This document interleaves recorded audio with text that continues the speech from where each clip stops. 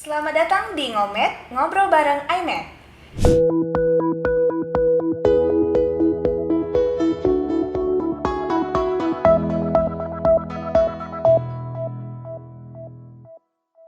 Hai teman-teman, kali ini kita sudah ditemani oleh seorang narasumber yang cantik dan juga smart, yaitu Ibu Dr. Kandidat Sariguna Simanjuntak STMT. Selamat datang Ibu. Terima kasih Dina. Iya, baik, kali ini saya Dina dari iMed akan ngobrol-ngobrol nih, berbincang-bincang dengan Ibu Sariguna selaku Kepala Cabang Dinas Wilayah 4 Dinas Energi dan Sumber Daya Mineral Provinsi Sumatera Utara.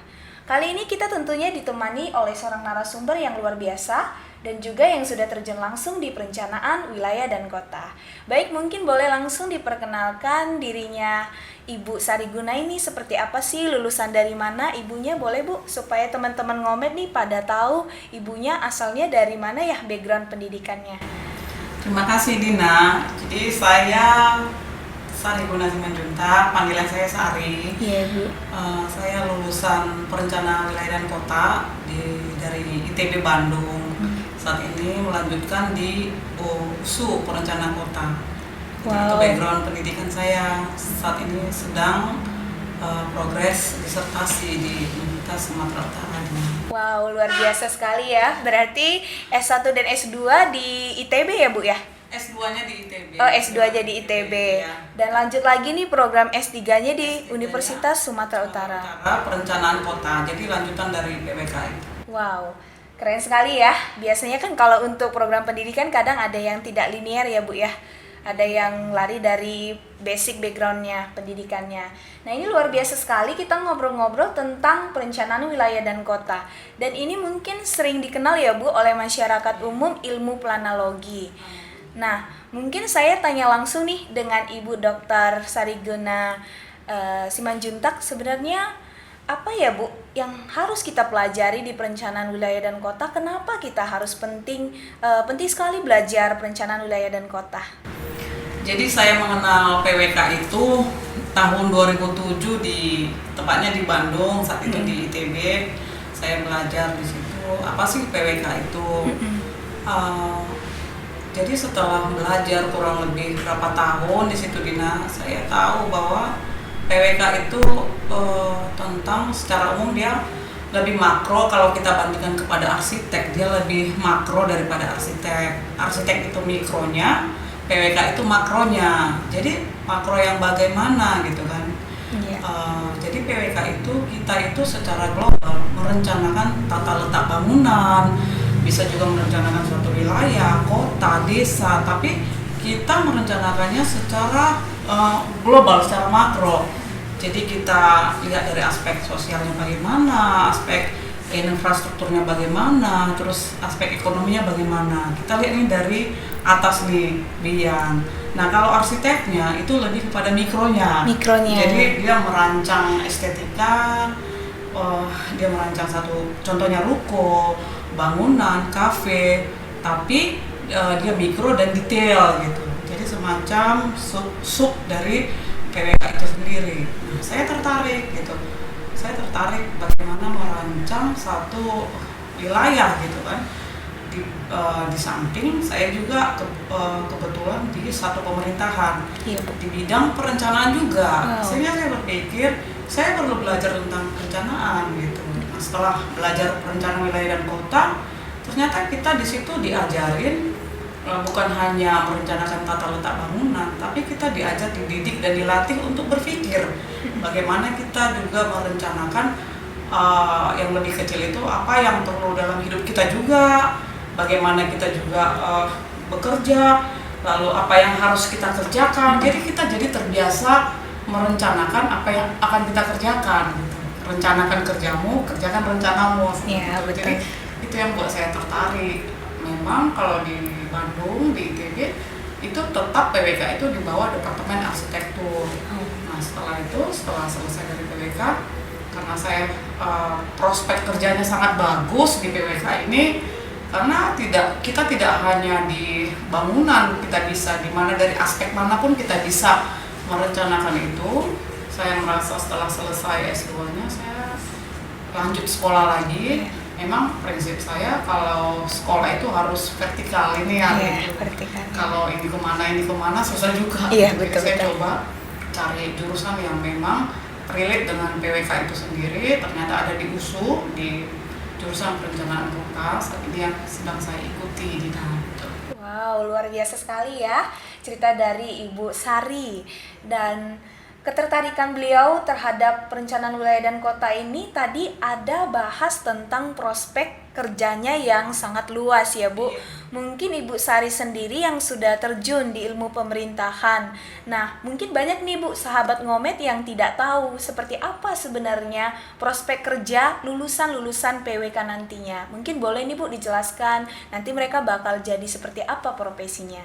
Iya, jadi PWK itu bisa dibilang kemana pun kita bisa, bahkan ke bank juga kita bisa. Karena kenapa bisa begitu? Kita sudah dilatih untuk berpikir dan merencanakan mana yang menjadi skala prioritas, priority scale, mana yang duluan dikerjakan, lalu aspek mana yang paling penting, aspek mana yang belakangan gitu. Jadi kita dibuat dimanapun atau di dalam satu proyek apapun, kita udah bisa kerjakan. Contohnya kalau saya tarik kepada pekerjaan saya, ada satu misalnya pekerjaan SPAM, sistem penyediaan air minum di satu wilayah, kita bisa lihat apa nih kendalanya, apa potensinya, apa kelebihannya, lalu apa kendalanya, apa kekurangannya gitu.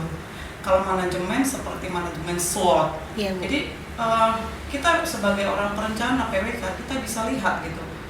Kalau secara teknis dan kertas dia bagus, tetapi ketika melaksanakan ada kendala aspek dari masyarakat, aspek sosial namanya, ada aspek kendala dari transportasi, ada penolakan masyarakat, kita bisa masuk ke situ.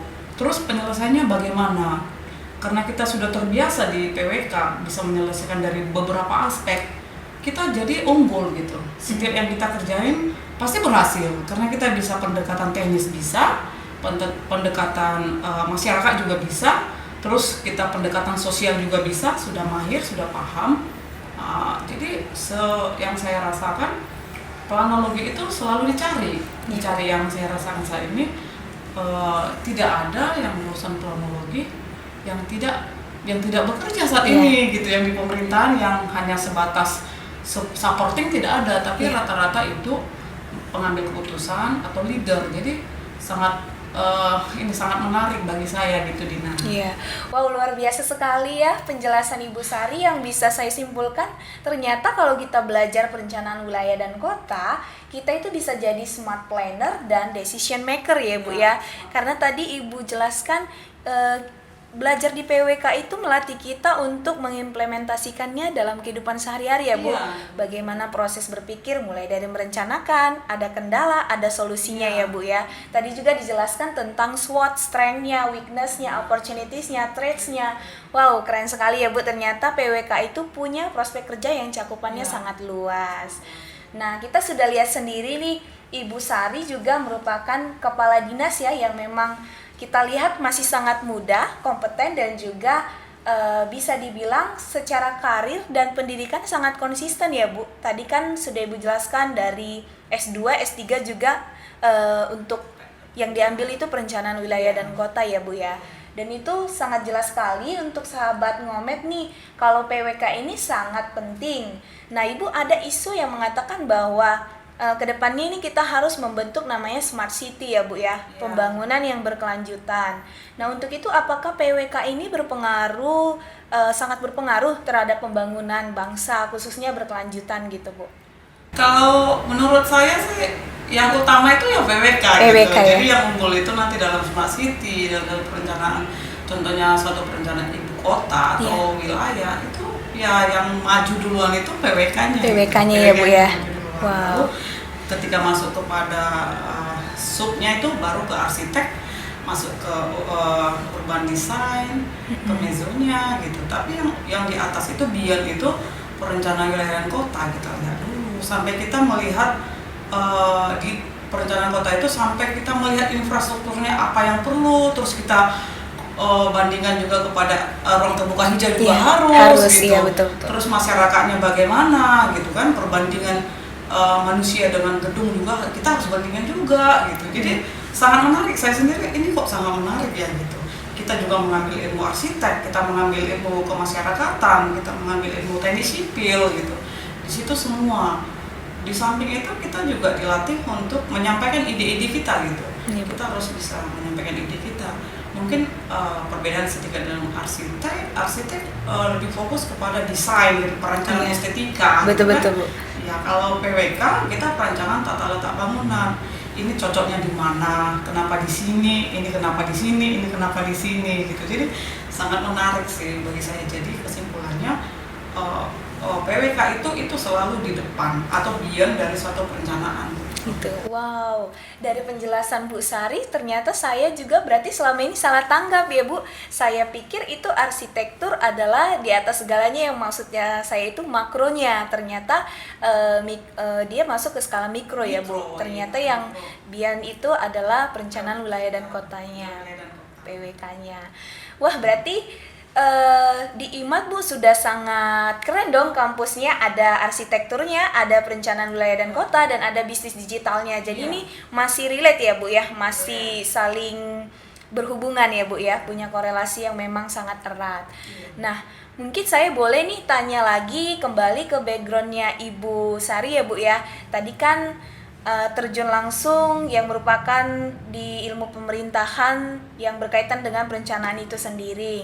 Nah, apa sih Bu sebenarnya motivasi Ibu gitu ya? Kenapa Ibu dalam bekerja dan belajar itu, bahkan dari karir pendidikan Ibu sebagai perempuan muda ini, harus nih PWK ini adalah hal yang sangat menarik, jurusan yang sangat menarik, dan yang harus diambil oleh adik-adik di rumah supaya mereka kuliah di PWK gitu Bu.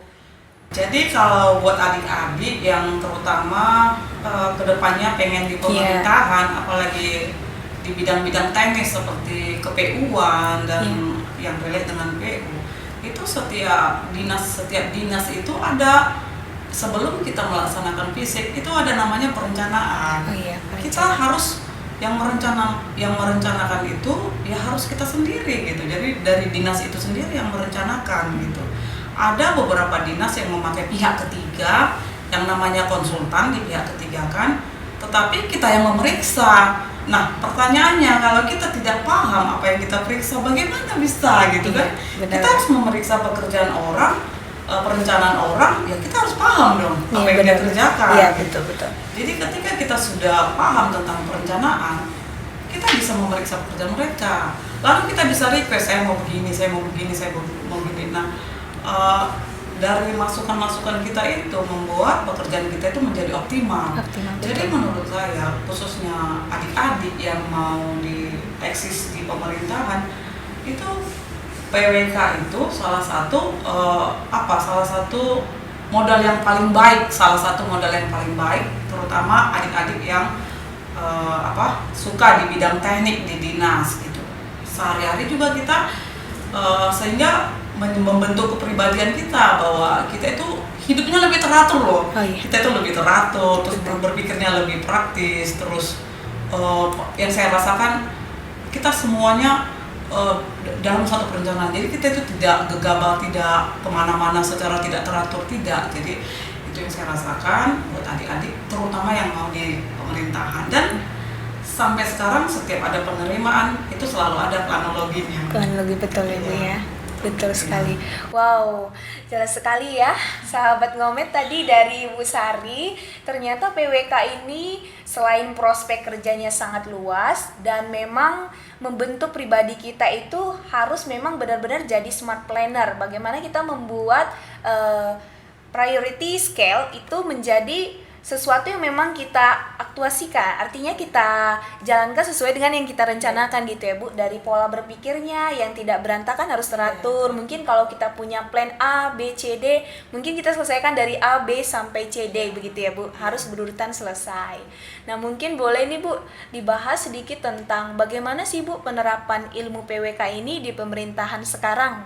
Kan Ibu menjabat nih sebagai kepala dinas ya Bu ya, kepala cabang dinas wilayah 4 sumber daya mineral. Nah, apa sih Bu yang memang benar-benar dari ilmu PWK itu yang teraplikasikan? Apakah ada suatu ilmu yang memang mendominasi ketika Ibu bekerja atau justru multidisiplin ilmu PWK itu sendiri yang memang Ibu terapkan dalam kehidupan bekerja?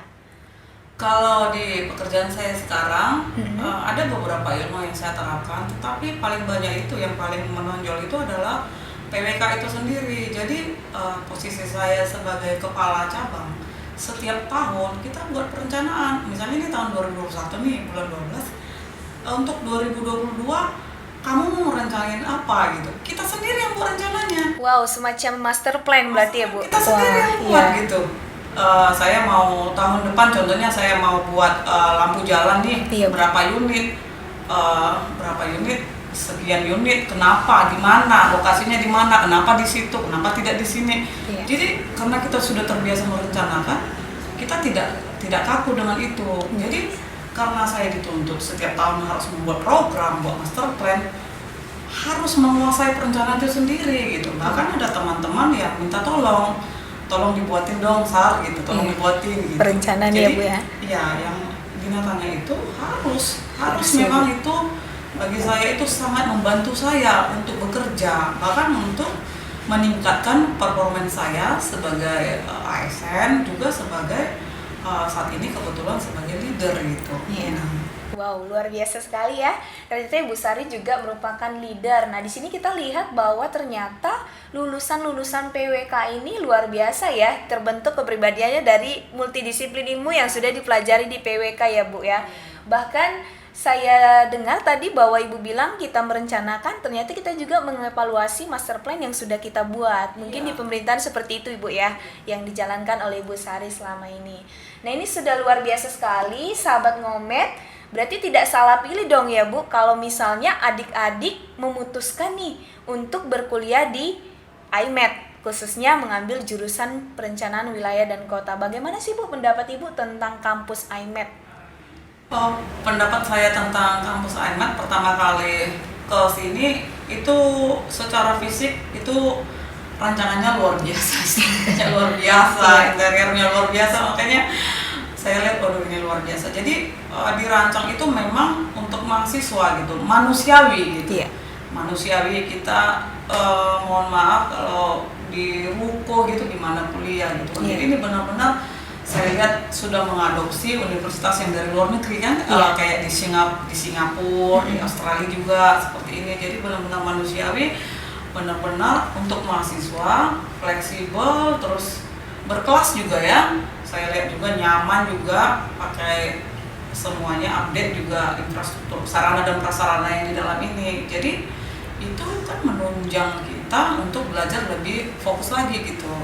Di samping ownernya juga orang yang capable, yang bisa mengarahkan prinsip-prinsip cara berpikir beliau itu sangat cocok dengan saya juga, bahwa kita harus mengajarkan mahasiswa itu semester pertama itu harus sudah tahu dia mau jadi apa gitu. Nah, itu saya suka banget prinsip beliau. Jangan kita ujuk-ujuk semester pertama, semester terakhir nggak tamat-tamat, nggak setelah tamat nggak tahu mau jadi apa. Gitu. Betul sekali Bu. Iya, jadi di sini kita harus tahu PWK itu apa, setelah itu kita mau jadi apa, peluang kerjanya bagaimana. Karena bagaimana kita kuliah ini kan mau kerja juga kan. Betul. Gitu. Jadi peluang bagaimana, contohnya siapa gitu.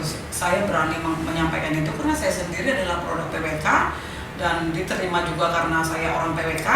Saya juga performance lumayan dipercaya tahap demi tahap karena saya melaksanakan teori PWK yang saya terima selama kuliah gitu. Jadi kembali ke kampus kita ini sangat bersih juga ya, bersih, terus standarnya standar internasional.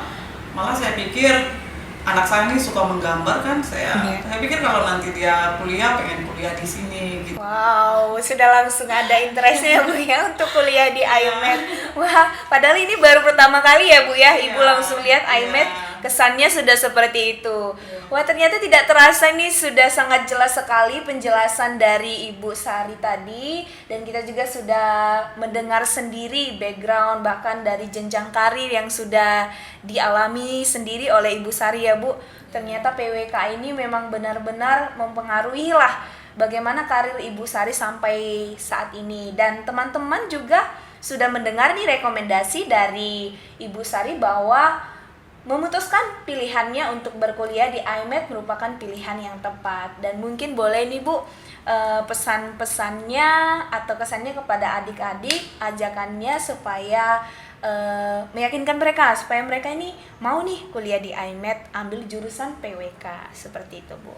Ide buat adik-adik, buat teman-teman juga, adik-adik yang masih bingung nih, yang saya mau kuliah di mana nih, di sini atau di sini.